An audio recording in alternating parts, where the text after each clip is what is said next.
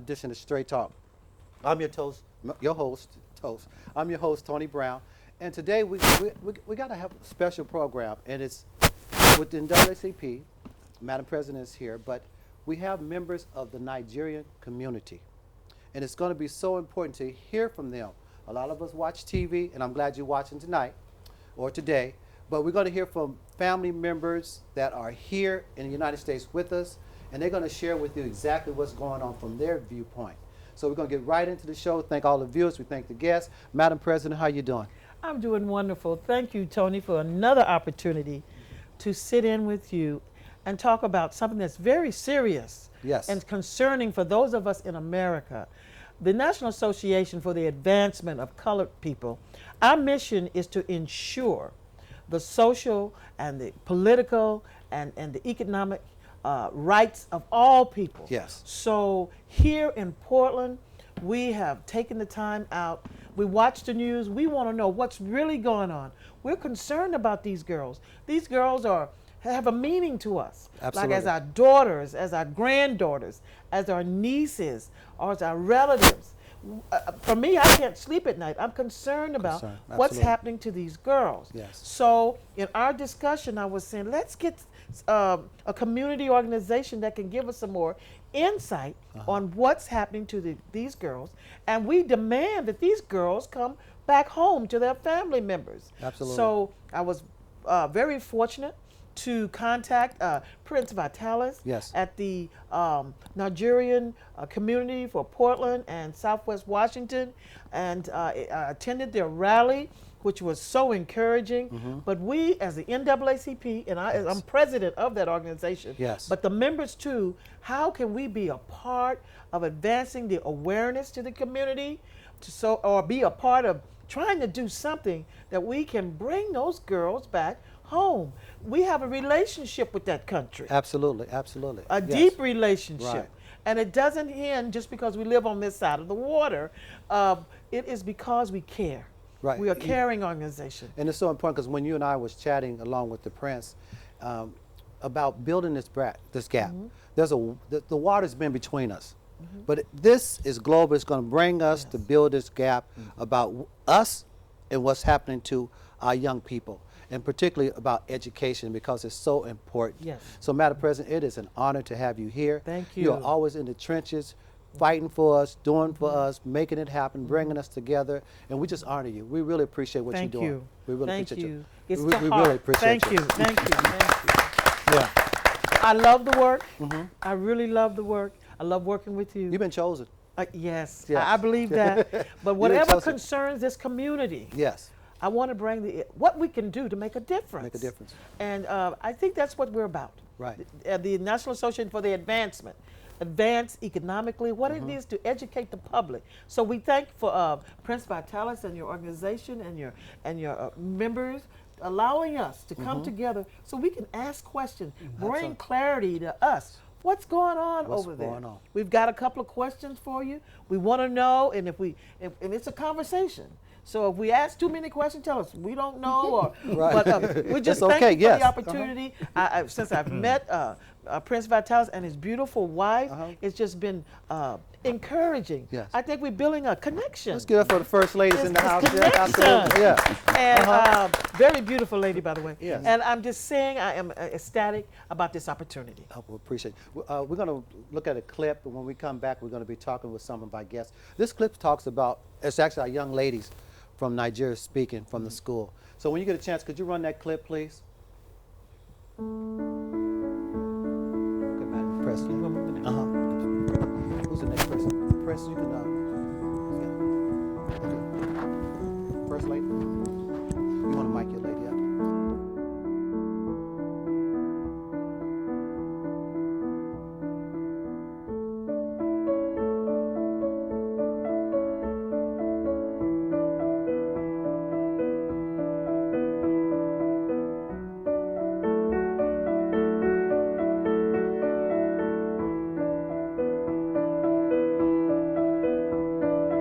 We the parents, we are pleading with the Boko Haram, please, let the next patient come meet our daughters.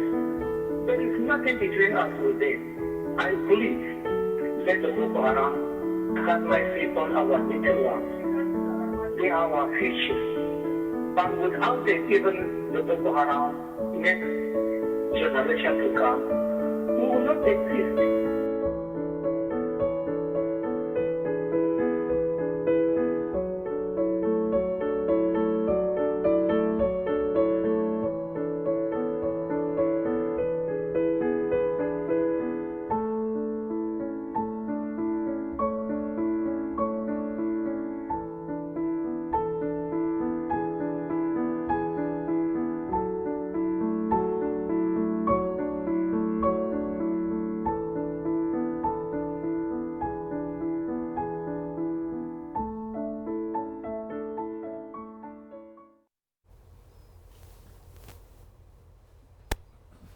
Wow, powerful.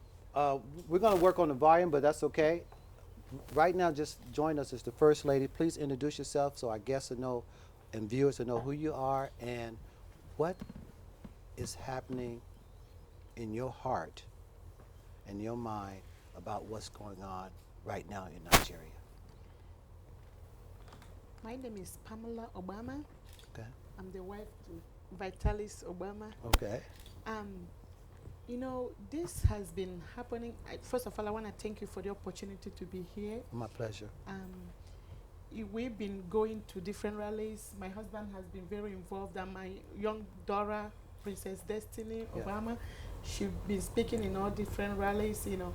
So when we came up with, we were going to these different rallies, and she told me that, Mom, I want to talk about this thing. This is really, really bad. Why would they do this to young children? Right. And by the way, why should it be girls that they're going after?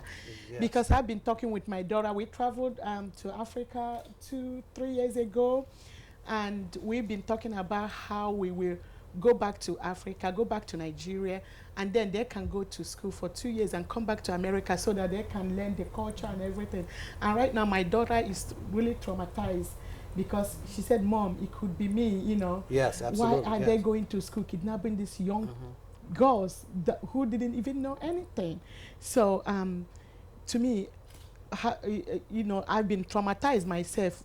I can't sleep at night, you know, like when I have the thought, and I was like, oh my goodness, all the plans we have for my children already, this event, this thing has already, you know, thwarted it, you know, and I can't even imagine how the mother of these children are even sleeping at night when they show the clips in TVs, and you know, these kids, I know they're already traumatized, and they like saying that, oh, they have them, they just converted them to Christian, you know, they just willingly agreed to be Muslims, which anybody in that situation would do, you know, because you want to preserve your life. I don't really think we should be forced to belong to any religion. It should be a freedom of, you know, speech and a freedom of what you want to do. Okay, so right there, First Lady, I want to ask you something. We're seeing that they just want to be Muslims, Yes. but they were forced. Yes. See, that's not what we've been, as America, we're not being told that. We're just saying, we've been told they're Muslims. Yes. So right then people say Muslims, okay, well, we don't even want to have nothing to do with it. But they was forced. Yes. To my belief, that's what is going Yes, on. So I want to thank the American people, especially the President Obama, for even getting involved and trying to help. My frustration to it is that even though they have gotten involved, I haven't seen any real results. Okay. I want this girl bring back to their family. I want them back to their community, their mothers, their brothers, their sisters. The whole community need them to be back. Absolutely. So what I'm like using this media to ask whomever can help to bring these girls back safely before something bad happens, because it's been like almost 2 months, and we haven't gotten any results, any real results. Right. I know they must be working, you know, but we want results. Exactly. Before it's too late. Right. When you get a chance, I'd like you to pull up that clip from First Lady Michelle Obama. When you get a chance, just let us know. Just pull it up, and we'll go to the video, the clip once it's up. But we're going to keep on talking. And to you about an issue of great significance to me as First Lady, and more importantly, as the mother of two young daughters. grandfathers, Like elders. millions of people across the globe, my husband and I are outraged and heartbroken over the kidnapping of more than 200 Nigerian girls from their school dormitory in the middle of the night. This unconscionable act was committed by a terrorist group determined to keep these girls from getting an education. Grown men attempting to snuff out the aspirations of young girls. And I want you to know that Barack has directed our government to do everything possible to support the Nigerian government's efforts to find these girls and bring them home. In these girls, Barack and I see our own daughters. We see their hopes and their dreams. And we can only imagine the anguish their parents are feeling right now. Many of them may have been hesitant to send their daughters off to school, fearing that harm might come their way. But they took that risk because they believed in their daughter's promise and wanted to give them every opportunity to succeed. The girls themselves also knew full well the dangers they might encounter. Their school had recently been closed due to terrorist threats, but these girls still insisted on returning to take their exams. They were so determined to move to the next level of their education, so determined to one day build careers of their own and make their families and communities proud. And what happened in Nigeria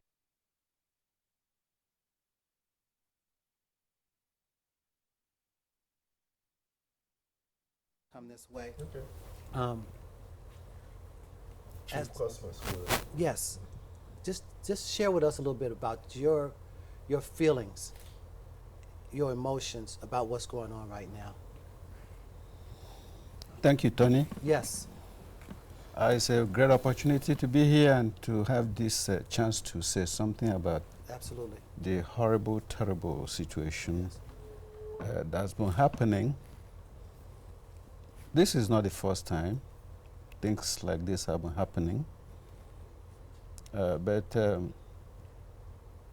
clock has ticked for the international community to know and to get involved. I trust that America has the power for international sustainability of trying to find these girls. Based on the lifestyle of the people over there, nobody is really willing to say anything. Now, why do you think that is? That nobody's willing to say anything? Well, there's fear. There's fear. There's a language of who's going to bail the cat. Yes. Wow. Who's going to say this and then get killed the next day or the next morning or whatever. Okay. So that fear is a problem Okay. because of the corrupt circumstances Okay. surrounding both the government and the individuals. Yes, and the reason I asked you that, Chief, is because people are thinking, well, why is nobody speaking about it? Now we know. That's fear. Now we know. Yeah. Okay. You don't want to say because you don't somebody.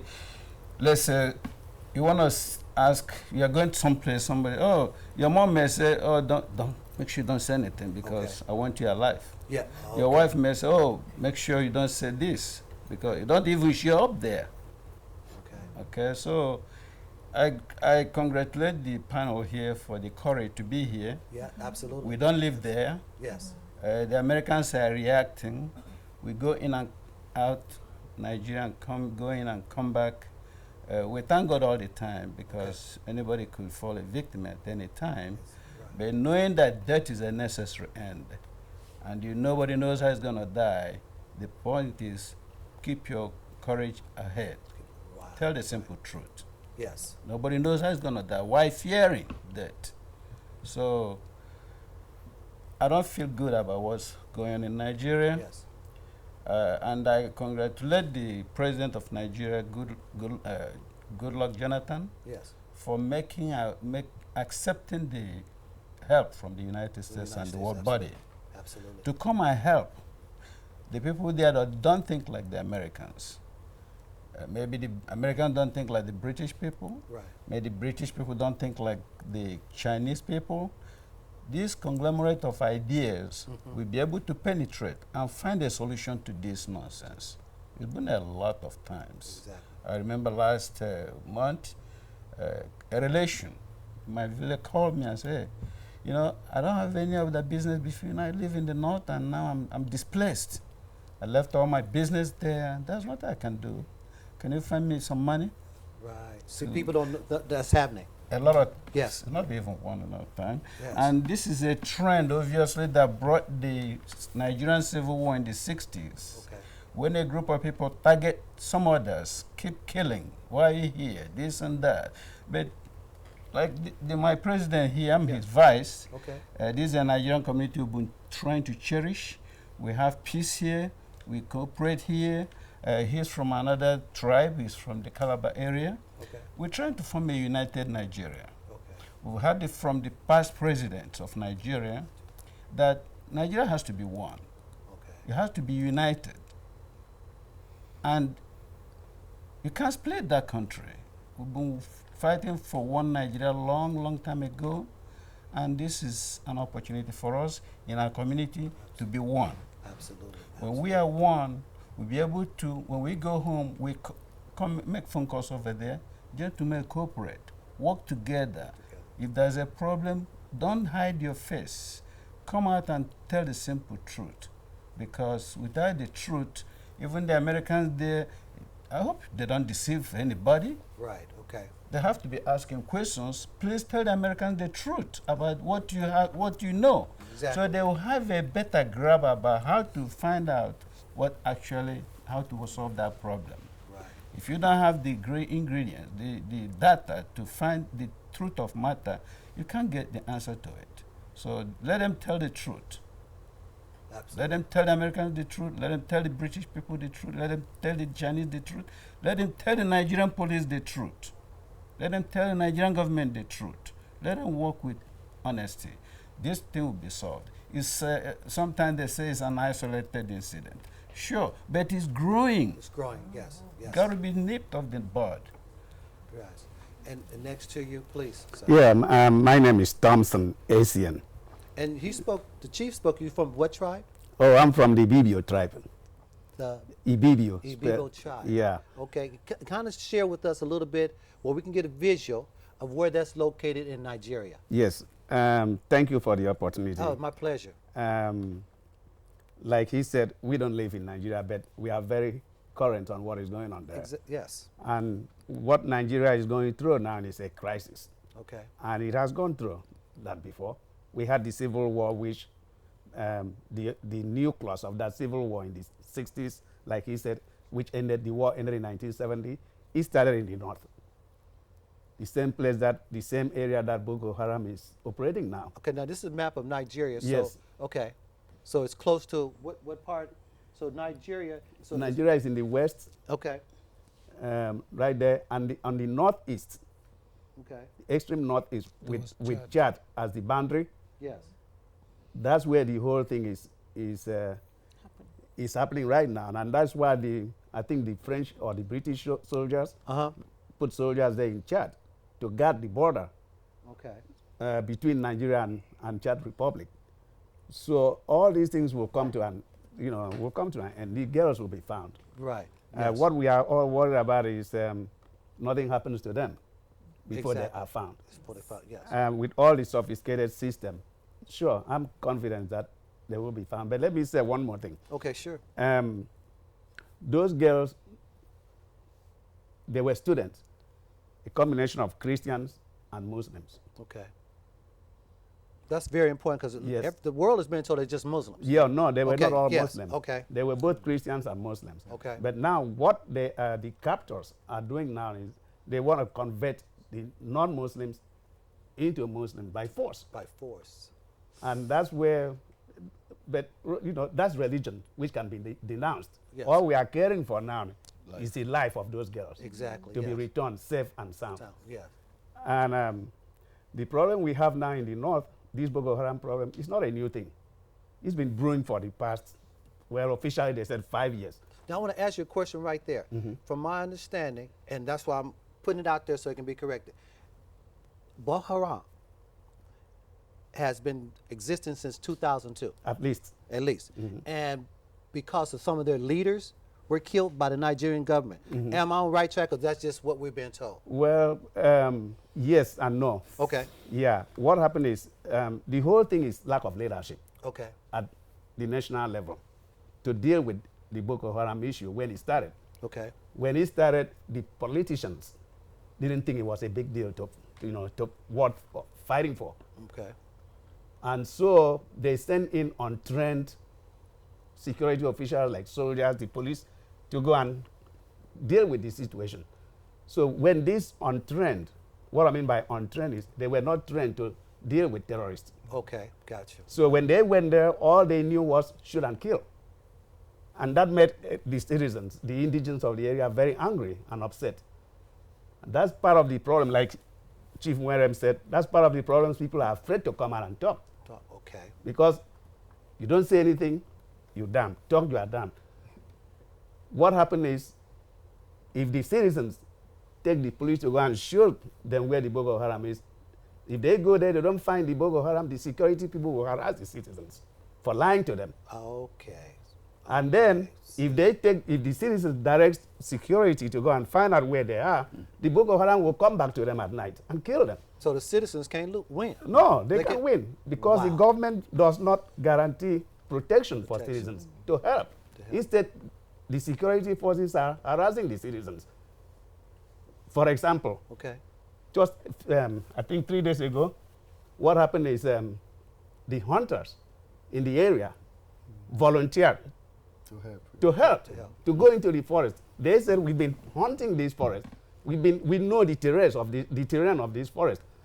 Give us the permission to go in there and deal with this issue. The governor said, no, I'm not going to give you permission to do that. Now, the governor of the state. Why would the government allow these men that know the terrain to go in there? Exactly. Nobody knows. Nobody knows.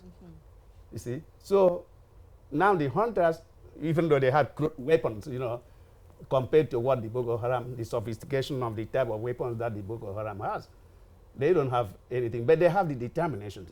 And they want to go in there. They say, we've been hunting. We know this forest. They know it. Give us the authority. Yes. We will go. The governor said no.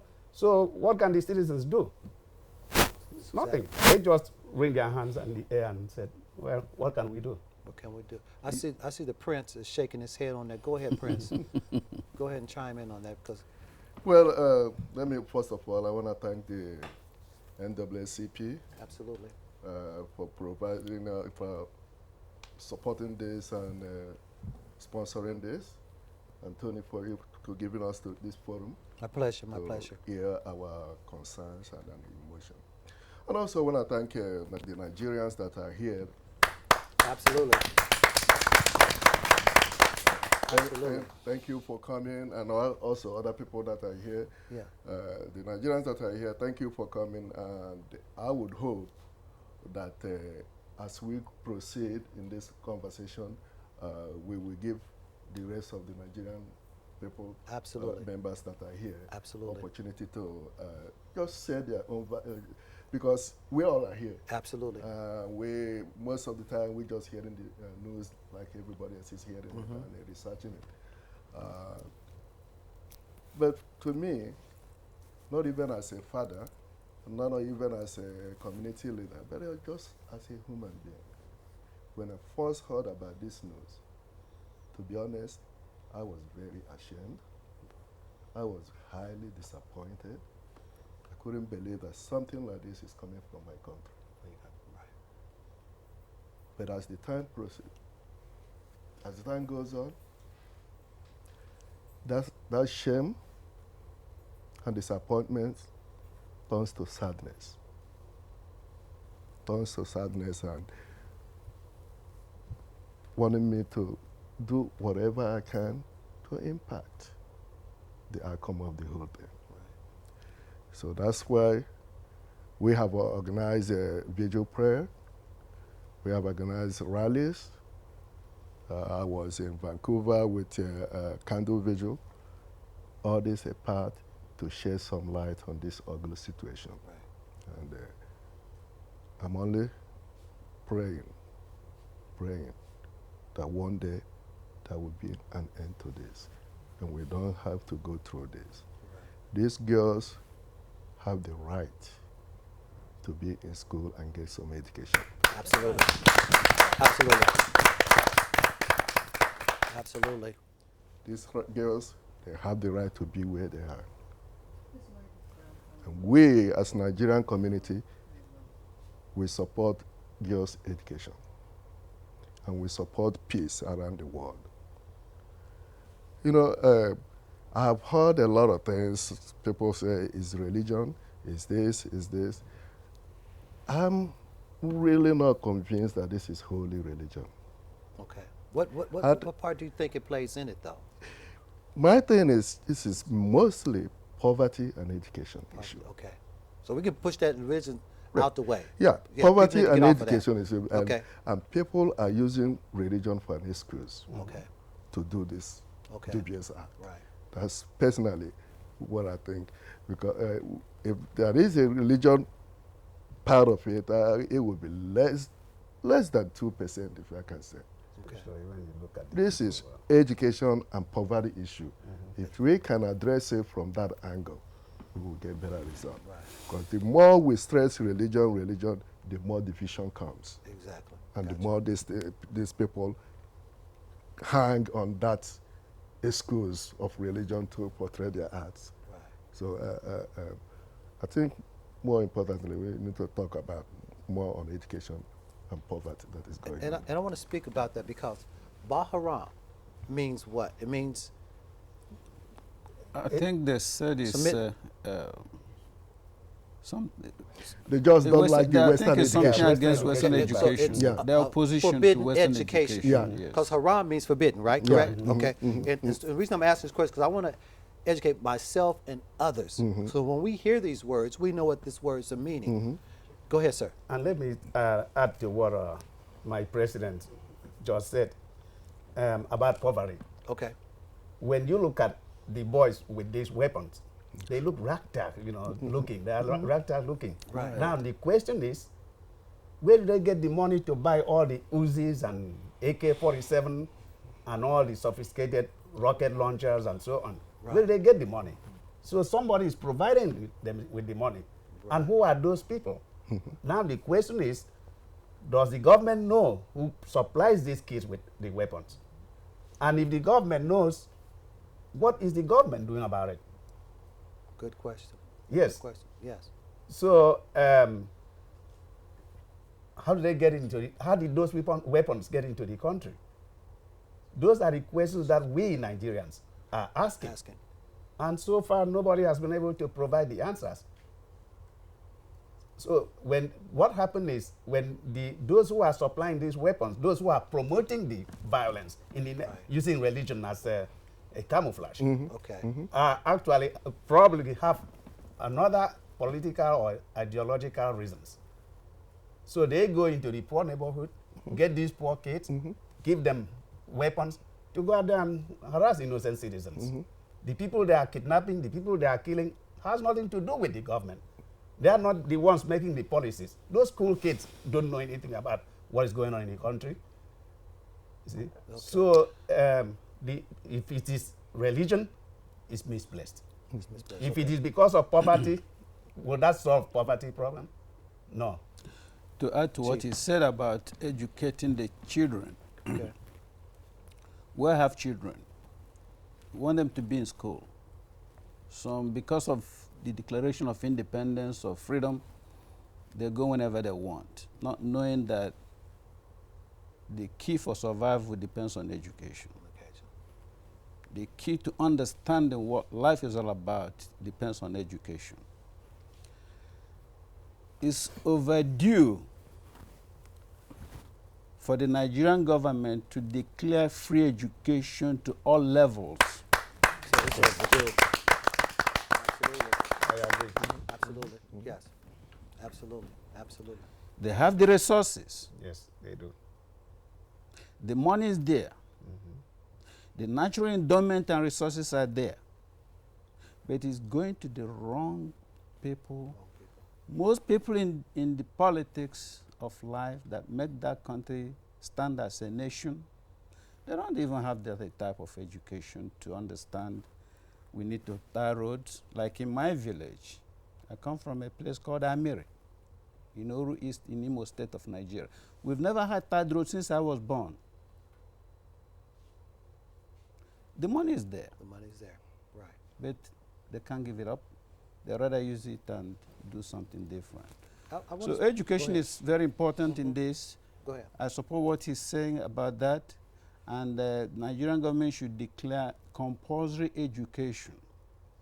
And any child on the street that is not in school, when he's supposed to be in school, the parents should be questioned. The child should be questioned and bundled back to school, because this is the problem. People have decided they don't want to do this, they don't want to do this. They are not the government. Right. They are not in the legislature. They don't make the laws. There are people who make the laws. There are people who implement the laws. We need to hear from the government. Free education, the money is there. Get out the money, let everybody go to school. If you're not in school, then we find out what actually you're trying to be doing. Right. And it sounds like with Baharam. First of all, who is Baharam? Anybody want to speak on who are they? Because we've been told they're terrorists. So who are they and what are they? Well, what the problem is, these are faceless Okay. people, Faceless, and okay. which makes it difficult for the country, for the Nigerian government to fight. Okay. I remember when I was a teenager, when there was war Okay. in my country. It affected, the war was in the area that I come from. Two sides were fighting. You could tell who your opponent is. Right. And the war ended within 2.5 years. But this one has been going on for 5 years because the fighters on the other side are faceless. Faces. You see? And like the prince was saying that because of the poverty, they go and get the young people and recruit them Yes, into this and pay them basically. because they know the poor ones are vulnerable. Okay. That's why they go to the poor ones. This is interesting. The rich takes their children out of the country and puts them in foreign countries. Okay. And then these very rich people go to the poor neighborhood, bring the poor kids, give them AK-47 to go and kill each other, My goodness. which is why you have Boko Haram. When you watch the TV and you see those kids called Boko Haram, Yes. they look like they are from the slum. Yeah, exactly. They do. But where do they get $50,000 to buy AK-47? That is a good question. Yes. That's a good question they are being exploited as well. as well. That's it. I see the first lady is nodding her head on that. Yes, because these kids they're very poor. They're like very vulnerable because you know, possibly they're gonna see their future through what they're doing. They know that it's wrong. Yes. What they're doing, but then they don't have any education. They don't have any means of income. They don't have nothing. So they are very vulnerable to what they're doing. What they So yeah. When we're going to take a break and bring a clip up.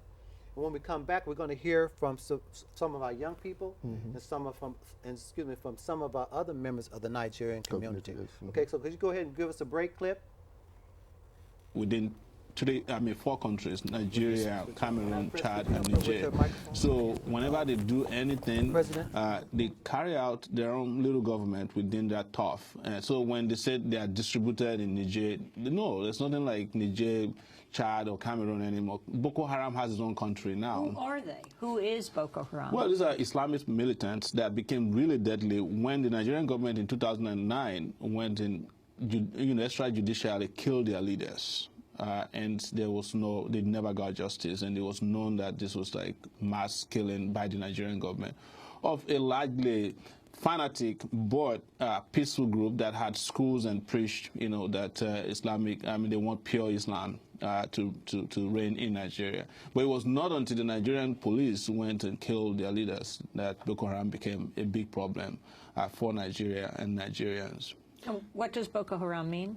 Boko Haram means Western education is a sin. They don't, but you'll be shocked that most of their leaders and operatives are actually graduates. So, speak fluent English very well because we used to be able to talk to some of them, but now they've mostly gone on the ground and become more deadly. And since they launched their uprising 5 years ago, what has the situation been like in the north? I mean, unfortunately, this is one of dozens of atrocities. We've had massacres. Back in February, there was a burning of a school for boys. Around 50 boys died. Yes. What has the situation been under this Boko Haram campaign? Well, what we're seeing now is that they're increasingly becoming bolder. And like I said, they are creating territory, and they are becoming a regional problem in that region of 4 countries where you have Chad, Niger, Cameroon, and Nigeria. They are creating a territory there, and they are carrying out more deadly activities, not only in Nigeria, but even in Cameroon. In Cameroon yesterday, they broke into an army barracks in northern Cameroon and freed one of their 2 high-profile leaders from an army barrack. They become more audacious to the extent that when they go for attacks, they actually film the attacks and release the edited videos of the attacks. So that tells you that these guys are not joking. We may just wake up one day and find out that these guys have overrun parts of Nigeria, especially northern Nigeria. And they are coming closer and closer to the south. I mean, in the last 3 weeks, they've bombed a major bus station in Abuja twice. And there was a raid this morning of a primary school, which the police is saying is just armed robbery, but you never know.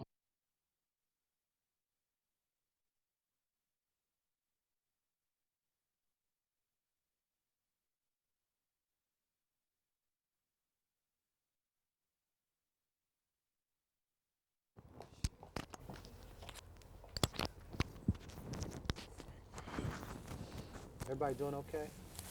Yeah. Okay, that's good. Yeah. Let's bring it down behind him where it's not down. There you go. Up under. Yeah, up under. Yeah, there you go. That's a little bit better. Okay. That's not the right clip on there. Okay, and reaches up a little higher. Take it up higher. Him? No, the gentleman you was on. Higher. Right here? Yeah, just higher? move it up higher. Because I want to be able to hear your voice. Okay. Okay, so we're back with members of the Nigerian community. Go in front. You got the camera on you, Harvey. Got the camera on you. You just go to one shot of me. We're back with the Nigerian community, and we got some of the young people that's going to speak with you, and also some of our elders too. So please introduce yourself, and just let the viewers know who you are. And as a young person, how is this affecting you? I'm scared for them. Yes. And who are you? I'm on Quasia, Crittenden. Okay. I'm from Washington. State of Washington? Mm-hmm. Okay. Washington. And as a young person, when you first heard about this, kind of share a little bit about what went through your mind and heart and just what you were feeling. Well, actually, I went to my mom and I was like, Mom, I want to go to Africa. She's like, I don't think you want to. And I said, why? She's like, well, look what happened. I was like, what's happening? And she told me that our young girls are missing. And I was like, oh. Okay. And so I heard about it, and this morning I was watching TV about it, and I got like the last clip of it, and I was like, wow, this is really discriminating for young girls to be missing and not being with their family and not able to love them and sit down and talk to them. And it's really heartbreaking to hear about it. Now, are you getting the feeling that it's about education, or what are you feeling when you hear it? I don't know. Do you value education right now and how important it is? So as your peer group, what are they saying? What are they talking about this going on? What are their viewpoints? What I've known, they talked about it, and it's like, well, we should just bring them home. Okay. And who's next to you? My name is Thomas Bafford. Okay. And I'm from Liberia. Liberia, okay. Okay. And how are you feeling too as a young person about all of this that's going on? I'm feeling very sad because I'm from Liberia. It's close to Nigeria. Okay. And it could possibly be one of my sisters. Okay. Absolutely. Absolutely. Yeah. Absolutely. Absolutely. Now, you're here and you're getting an education. As I asked the young lady too, what's your name again? I'm sorry. Quasia. Quasia. Your peer groups, what are they saying? What are their feelings about this? They're scared to go to Africa because Okay. I think it might be one of them. Okay. Yeah, because I think Africa is full of war and violence. That's what everybody always thinks because they don't know. It's not like that. Okay. So now, when the piece of education to come up, does it help you value more now that you? Yeah, because I came to escape from the war so I could get a better education for me and my family. Okay, now explain that a little bit. While viewers can, you said you escaped. Okay, Yeah. share a little bit about that with us. We can understand this. When I was 10, there was Okay. a war in Liberia. So me and my mom, she had 15 kids, and some of them died. So we had to come here. Okay. Yeah. So, do you know what the war was about? It was just people fighting because of the government dictatorship. Okay, take us there a little bit, if you can, as much as you can take us there as far as the atmosphere, the what was going on, so we can see and feel from you. It was a very corrupt city. Okay. Yeah, we didn't have enough money or nothing. Okay. Was people being shot and stabbed? Yeah. Okay. Yeah, of course. People were getting shot, killed, innocent kids, and yeah, innocent kids, innocent women, my brothers and sisters. People got killed. Yeah, that's why I had to come here to get a better education for me, myself, and my mom. Absolutely. We definitely proud you. Absolutely. Absolutely. Absolutely. Absolutely. We're gonna talk to one of our elders too. I'm gonna come back to you. Please let us know who you are, sir, and just share a little bit about how you feeling about all of this, and just share with us. Take us and get us inside of you about how you feeling about this. Or me? Jerry, brother Yeah, Jerry, or the yes. brother right next to you, either. Okay. Okay. Yes, I thank you for giving us this opportunity. My humble pleasure. Yeah, and especially for the NAACP for getting this forum together. It's very unfortunate that this is happening in Nigeria. It didn't start today. It's been going on for a while, as you said, since 2002 and 2003. And just want to point one thing out quickly is that it's very shameful that this is going on in Nigeria, because the young man here who is from Liberia, yes, one thing that people don't remember anymore is that when there was this war he was talking about in Liberia, when it was going on, Nigeria was the country that sent troops to Liberia and to Liberia and also to Senegal. No, not Senegal, to Sierra Leone, to help stop the war, because a lot of people were killed, and very unfortunately you are one of the victims. Yes. Sorry to hear that. Absolutely, absolutely. But Nigeria was a country that, being a very powerful country in Africa, was able to go and help stop the situation there. But now this is happening inside Nigeria, and Nigeria can't even go out there and bring back this about approximately 300 kids home. But again, this is not the first time this has happened, so that's why it's very, very painful. In 2003, there was a group that was operating under the name of, I don't remember the name, but they said they were Talibans. Okay. And they kidnapped about 12 kids from Jos. And those 12 kids from a secondary school, which is like a high school, were girls. So this has not started recently. It has started long time ago, and nobody went out there to find those girls. Whether they were killed or they were brought home, I don't know. But so it is very, very painful that this is happening again at a very, very larger scale. Now, you spoke about Nigeria. Now, my understanding is one of the richest countries in Africa. Yes, Nigeria is, South Africa was the richest country in Africa. But as of recently, just about probably 2-3 months ago, or maybe this year, Nigeria have taken over with over $437 billion in GDP, and South Africa is 279 billion. So yes, Nigeria is the richest country in Africa as of now. Now, how many would it be states inside of the country of Nigeria? Because I want to give people the massive size, because I read that Africa is big enough to sit 6 United States and 2 Alaskas in it. and also Nigeria. So I want people to see how big it is, and particularly this forest land that we're talking about. Yeah, where the young people are at. Nigeria as a country is as big as California and the state of Nevada combined. Combined, okay. But with a lot of people. Okay. Like about more than half of the United States living in California and Nevada. Okay. And can you talk a little bit about that forest land that where the young lady's supposed to be at? Give us a visual on the size of it. Well, that has not been written anywhere as far as I can remember. For all that I've read, I have no idea how big. But the forest, from my understanding, even looking at Google Map, it's not like the Amazon. It's not anything like as that, big right. as that. Okay. Because as I'm saying, Nigeria is as big as California and Nevada combined. So the forest we are talking about here may be as big as the Siskiyous in Oregon. In Oregon. Okay.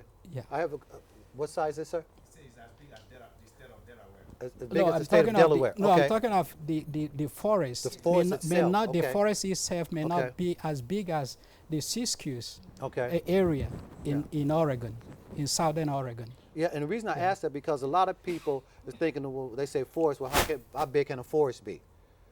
But what we're hearing, it's huge now. Yeah. So it's giving us a visual of actually what we're talking about and where these young ladies might possibly be. Yeah. Yes.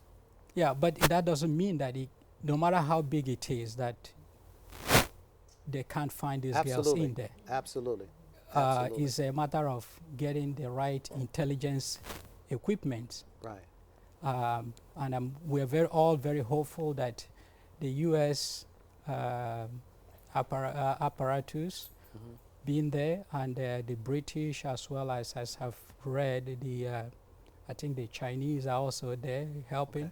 Any equipment they can use, whether it's drone or whatever they can use to track those girls down, I think is important. And another thing that is also important that has been mentioned but highly ignored by some people is about negotiation.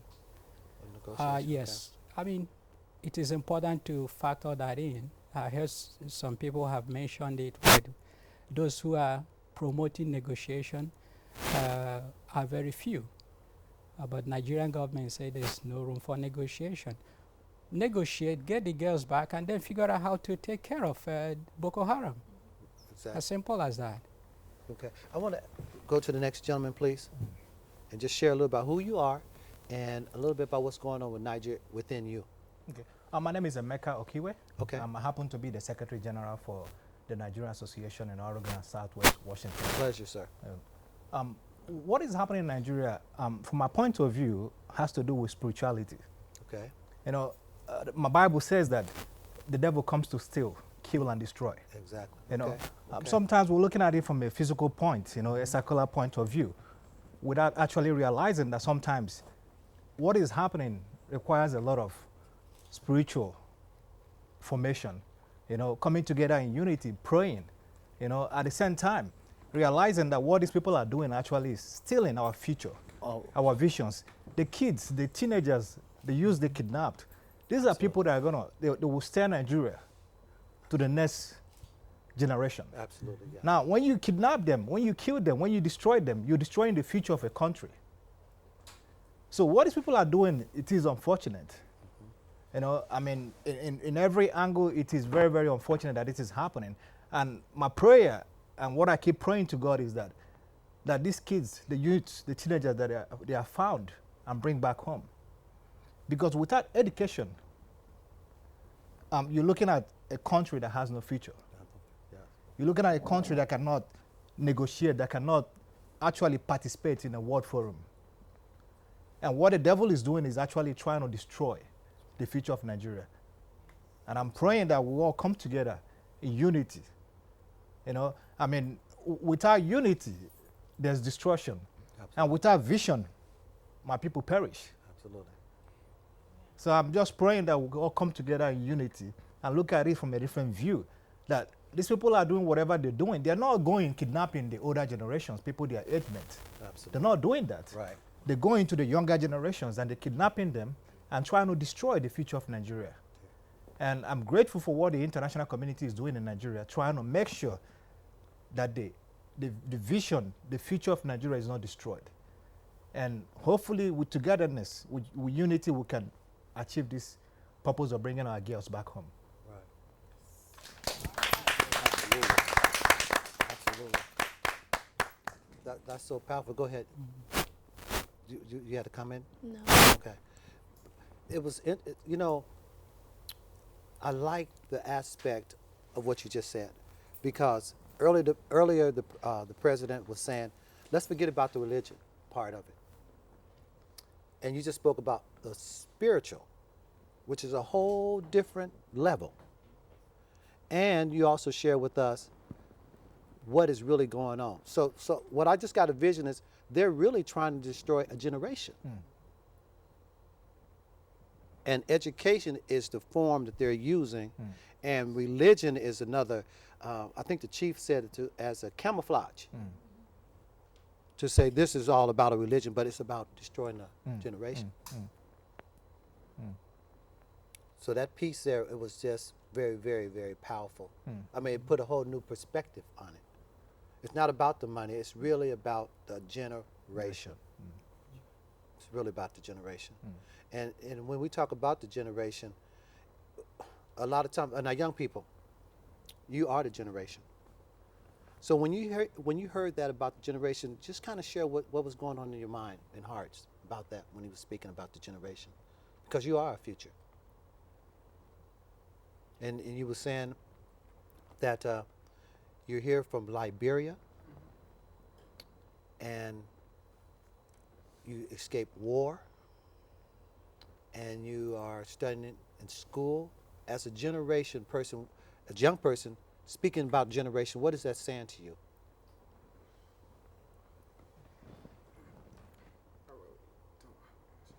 That's okay. That's okay. How you feel about it, though? I feel sad. Yes. They're not going to get the education they need to help them in the future, a better life, to help their family. Right. Stuff, and to get out the country. Right. Because of poverty. Okay. Okay. And my sister, how do you feel about when he was speaking about generations? And you are the generations. So when you hear that, how's that making you feel? It's hurting, and it's sad that they can be one of us, because I'm a person that loves to sing. Okay. And you want to sing a few notes for us real quick? No. Huh?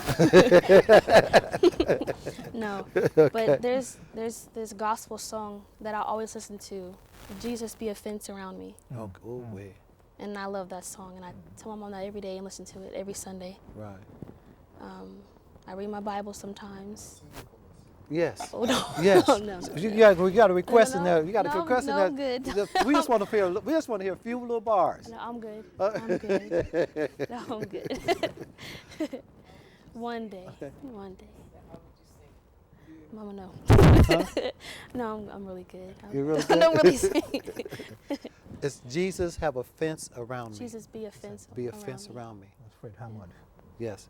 That's by Fred Hammond, right? Fred Hammond. Yeah. Yes, we're going to pull that up. And a matter of fact, when we do the airing of the show, we're going to put that up. Few little bars of Jesus be a fence around me. Yeah, we're going to do that. Yeah, and that's a powerful song you pick. And for you to say that, I don't know if you young people really know what it means to the elders to hear you and to hear what you're doing. And whether you realize it or not, you're touching a lot of young people right now. And you're speaking for a lot of young people. Because we really want to know what you're thinking and how this is making you feel.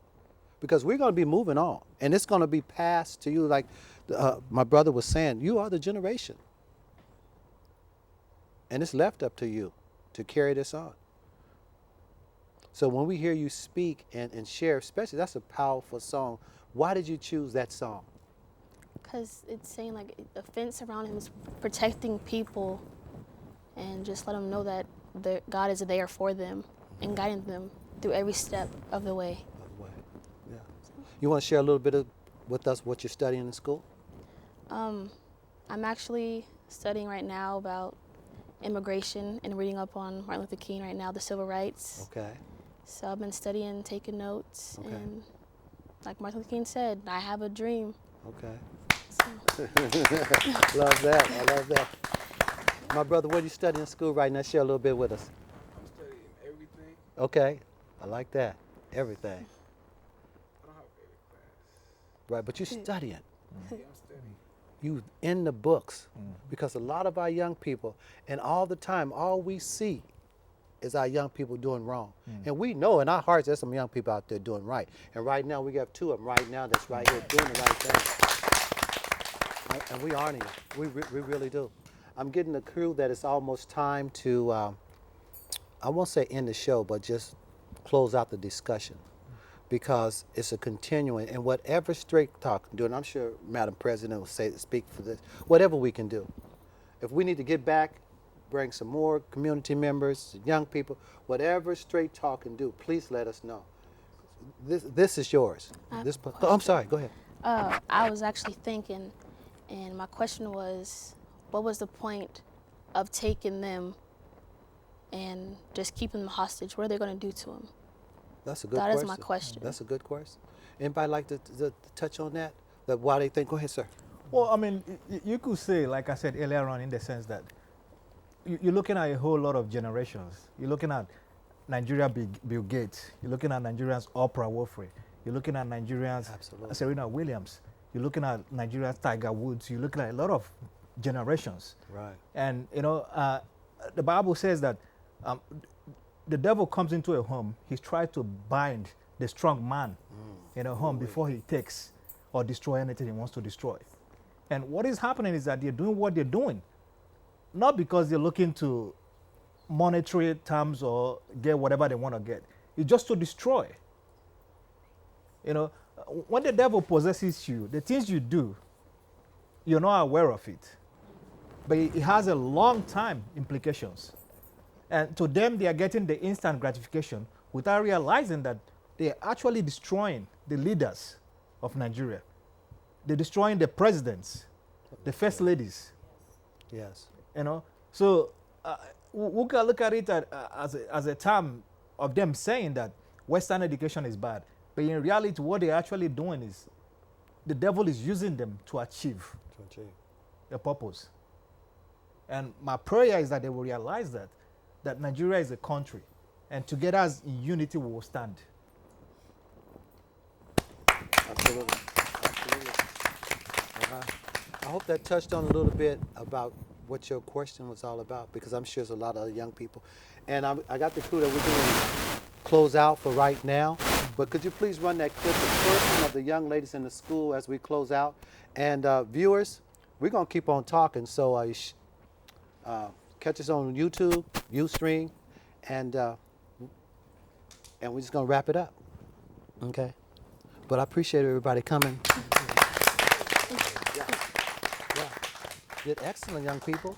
Excellent. Excellent. Good job. Yes.